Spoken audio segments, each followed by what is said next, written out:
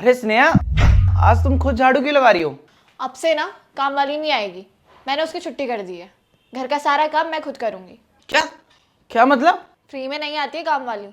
और वैसे भी तुम्हारे ऑफिस जाने के बाद मैं करती क्या हूँ? फ्री तो बैठी रहती हूँ घर पे।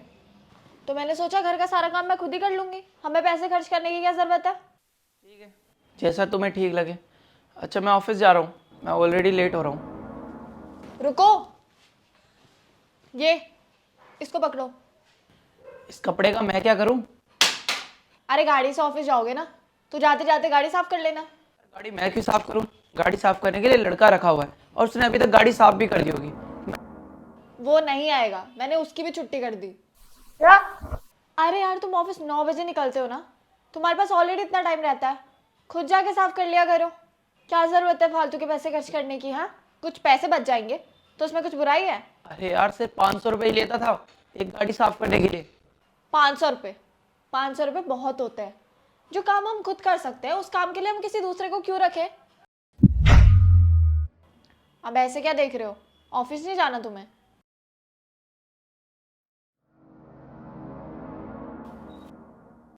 स्नेहा, मैं जिम जा रहा हूँ। रुको, मत जाओ, क्योंकि मैंने तुम्हारी जिम की मेंबरशिप कैंसिल करवा दी है। अरे लेकिन क्यों? अब इस चीज से तुम्हें क्या प्रॉब्लम है? क्योंकि 4-4 दिन छोड़ के तो तुम जिम जाते हो। महीने में बस 7-8 दिन जिम जाते हो। तो तुम एक काम क्यों नहीं करते? जो मोहल्ले पे जिम है, तुम वहीं चले जाओ। वहां तुम हजारों रुपए फूकते हो, कम से कम तुम्हारे पैसे तो बचेंगे। अरे यार स्नेहा, तुम बिना बिल्कुल। और अभिषेक, तुम दिन रात मेहनत करते हो, इतनी मेहनत से पैसे कमाते हो, और कमाने के बाद तुम ऐसे फालतू चीजों में पैसे वेस्ट कर देते हो। और जब मंथ का एंड आता है तब तुम्हारे सिर पे ईएमआई होती है। तो इससे अच्छा यही है ना, मंथ के स्टार्टिंग में ही तुम सेविंग करना स्टार्ट कर दो, ताकि तुम्हें मंथ के एंड में तो कोई प्रॉब्लम ना आए। अच्छा ठीक है, छोड़ो। तुम मुझे ना नाश्ता दे दो, मुझे बहुत तेज भूख लग रही है। हाँ ठीक है, तुम बैठो, मैं लेके आती हूँ। ठीक है।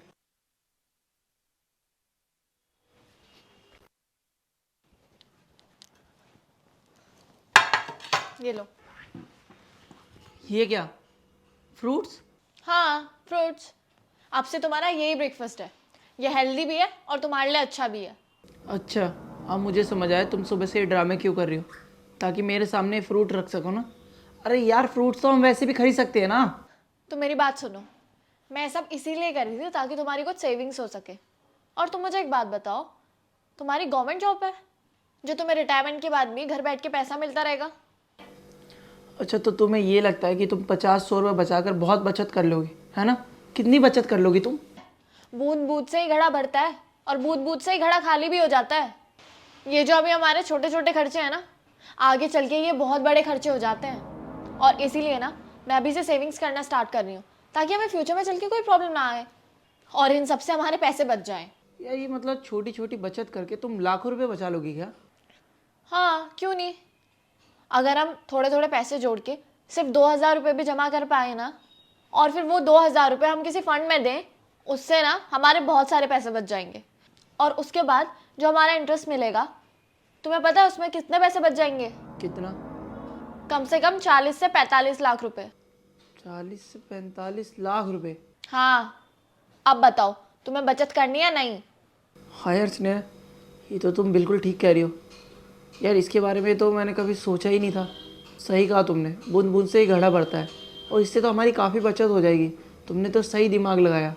हाँ तो ठीक है, फिर अब से तुम्हारे सारे फालतू के खर्चे बंद।